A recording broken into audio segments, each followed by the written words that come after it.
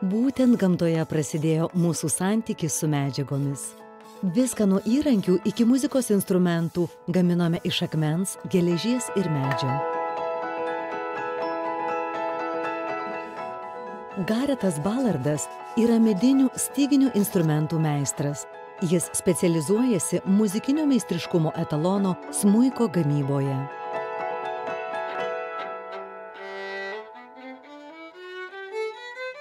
Smuikas yra išties nuostabus instrumentas. Viena iš jo savybių yra ta, kad jos skambesys gali būti labai panašus į žmogaus balsą. Jis gali rėkti arba gali išgauti gražią, gilią natą. Žinoma, gerai moki groti. Garetas yra tradicinis amatininkas, bet jis nesibaido naujų technologijų. Dabar jis imasi naujo iššūkio, kuris jį iškels iš šiuolaikinio mokslo pirmasis gretas. Aš noriu pagaminti smuiką, naudodamas naujas medžiagas ir technologijas. Jis ketina naudoti termoplastinį polimerą ir trimačio spausdinimo technologiją. Ar gali Garetas pagaminti gražiai skambantį smuiką iš medžiagos, kuri nė iš tolo neprimena medžio? Stengtis pagauti toną, kuriuo žavisi žmonės, bus didelis iššūkis.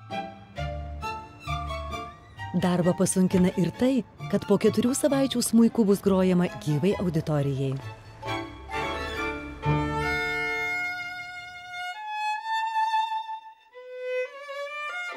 Una Palliser yra grojusi didžiausiose pasaulio scenose.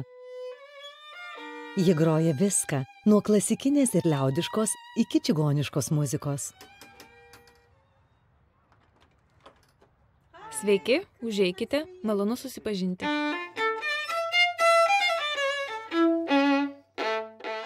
Manau, kad tikrai geras smuikas daro ne tik tai, ką sugalvoji. Jis taip pat įkvepia, suteikia kažko. Taigi viskas priklauso nuo tavo ir instrumento santykio. Bet ar Una patikės beprotiškų Gareto planų? Una, ar norėtumėte išbandyti trimačių spausdintuvu išspausdintą smuiką, kai jis bus baigtas? Mielai. Ar manot, kad jūs kaip smuikininkė bus sunku patenkinti? Tikrai taip. Puiku. Bet ar Garetas gali pagaminti tokį smuiką, kurio Una galėtų groti? Ant korto stovi abiejų reputacija. Visi instrumento trūkumai atsilieps man.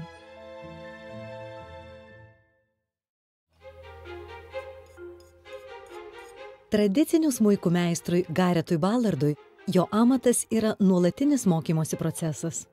Ko nors išmoksti iš kiekvieno pagaminto instrumento. Tai yra kiekvieno meistro nuolatinis tobulėjimo procesas. Tačiau trimačių spausdintuvų išspausdinto smuiko gaminimas Garetui yra visiškai nauja mokymosi sritis. Šiandien jis atvyko į Varviko universitetą, didžiausią trimatės gamybos centrą. Čia jis priims svarbiausią viso proceso sprendimą. Kokia medžiaga bus naudojama. Galima naudoti įvairias medžiagas, daugiausia polimerus, plastiką, metalą ir keramiką.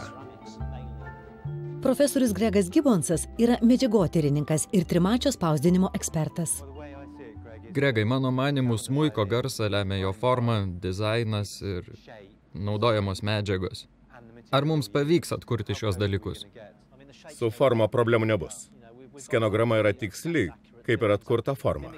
Daugiausia sunkumų kels medžiagų pamėgdžiojimas, kad akustiškai garsas būtų toks pat. Manau, kad tai bus labai sunku.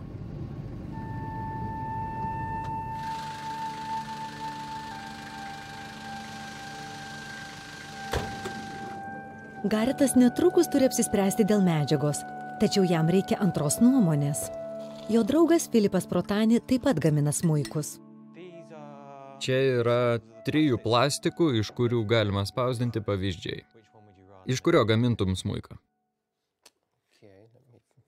Duok paliesti. Nežinau. Šitas labai sunkus.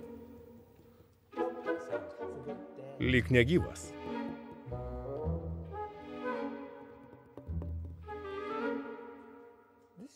Bet šitas gražiai skamba. Jo skambesys ilgas.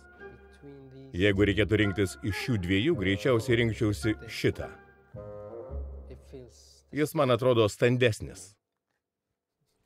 Nors Filipas pasirenka tą patį ABS polimerą, Garetą vis dar kankina abejonės.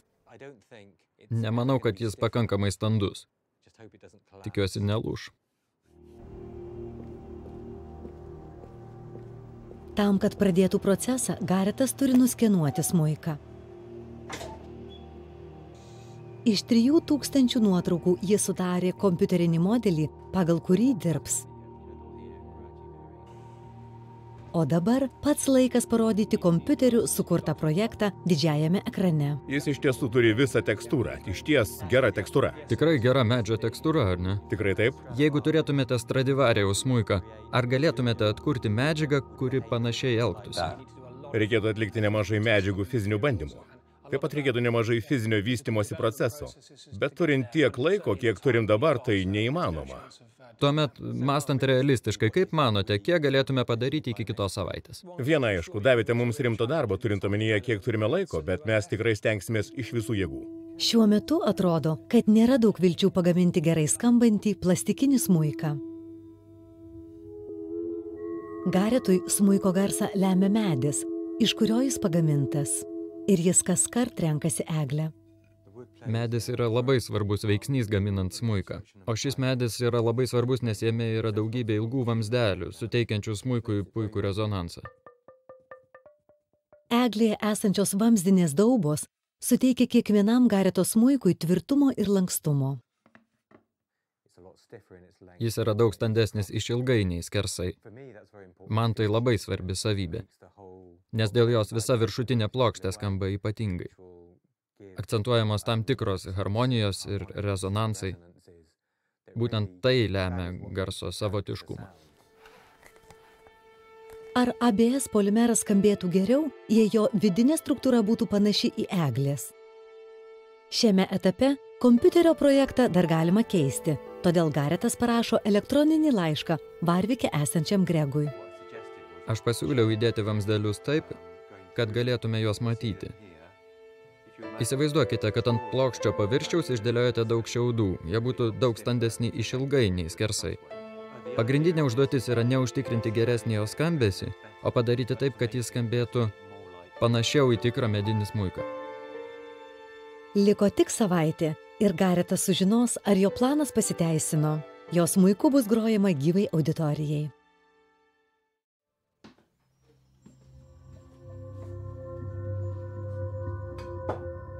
Šiandien smuikų meistrui Garetui Ballardui svarbi diena. Netrukus bus baigtas spausdinti smuikas, kurį jis kuria kartu su Varviko universiteto mokslininkais. Viskas spausdinamas pirmasis sluoksnis. Pagal sukurtą skaitmeninį projektą, spausdintuvas vieną po kito spausdina balto ABS polimero sluoksnius. Kiek laiko tai užtruks? Smuikui išspausdinti reikia apie 24 valandų. Kiek laiko užtrunka pagaminti smuiką iš medžio? Spausdinti šiek tiek greičiau. Aš užtrukčiau apie mėnesį. Visai ne taip, kaip įsivaizdavau. Esu šiek tiek skeptiškai nusiteikęs. Manau, kad nepavyks atkurti tikrojo smuiko garso.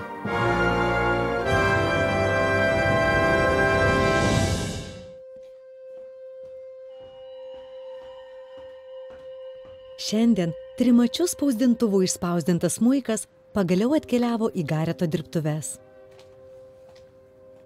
Išaušo tiesos akimirka. Ar pavyko pagerinti smuiko garsą ir tvirtumą? Kągi, tiesos akimirka. Oho.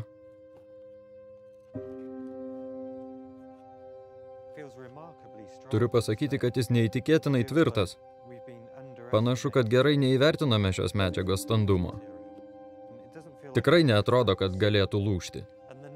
O kaklelis, nerimavau, kad jis gali per daug lankstytis. Manau, kaklelis gal ir tiks.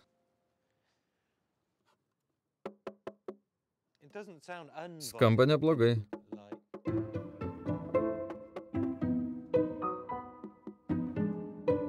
Tikėjausi, kad Jis bus mažiau skambus. Tai tartum magijos pasaulis. Tartum apsnigtas peizažas. Nelabai suprantu, kas vyksta.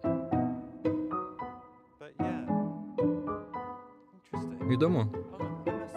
Turiu pasakyti, kad esu maloniai nustebintas. Esu laimingesnis nei maniau būsies. Štai ir pesimizmo grožis.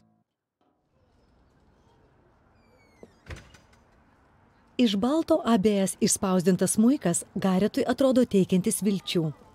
Bet viską lems garsas. Profesionali smuikininkė Una Palliser turi ko nerimauti. Šiek tiek nerimauju. Koncerte visi instrumento trūkumai atsiliepia man. Viskas priklausys nuo manęs. Labas. Smagu vėl susitikti. Noriu pamatyti, kas viduje. Kaip manote, jis skambės? Nežinau, tiesiog manau reikia atidaryti ir išbandyti. O Dieve, jis baltas. Oho, bet atrodo medinis. Atrodo kaip muziejaus eksponatas. Jo tekstūra keista, ar ne? Duok pauostyti. Jis kvepia kaip bandymas. Kągi, pasiruošę?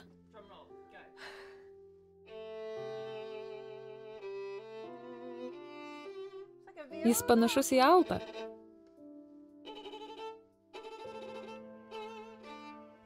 Lyg ir daro tai, ką noriu, kad darytų. Taip, manau, kad puikiai padirbėjote. Garetai, oho, nuostabu, tikrai sužavėta. Jis daug geresnis nei tikėjausi. Manau, kad tikrai galime surengti koncertą ir pagroti tikros muzikos. Didžiausias smuiko egzaminas prieš auditoriją vyks po 2 dienų. Ar grojamas kartu su rankomis pagamintais instrumentais, jis atlaikys patyrusių klausytojų vertinimą?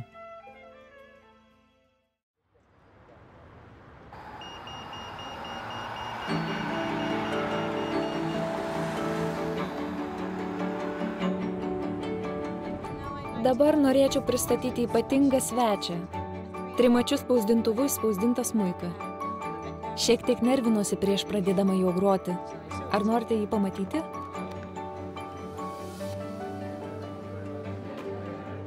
Oho. Taigi jis atrodo lyg būtų nudažytas baltais dažais. Tačiau iš tikrųjų jis yra pagamintas iš plastiko ir tai yra jo tikroji spalva. Išbandykime jį.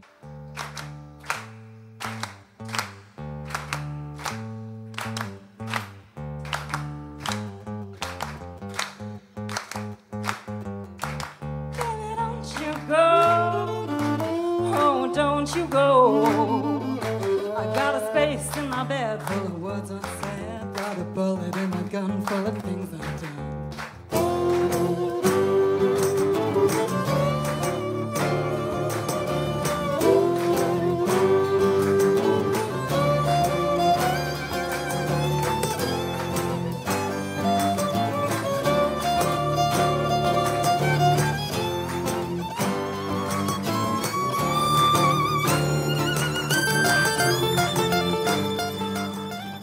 Buvo nuostabu.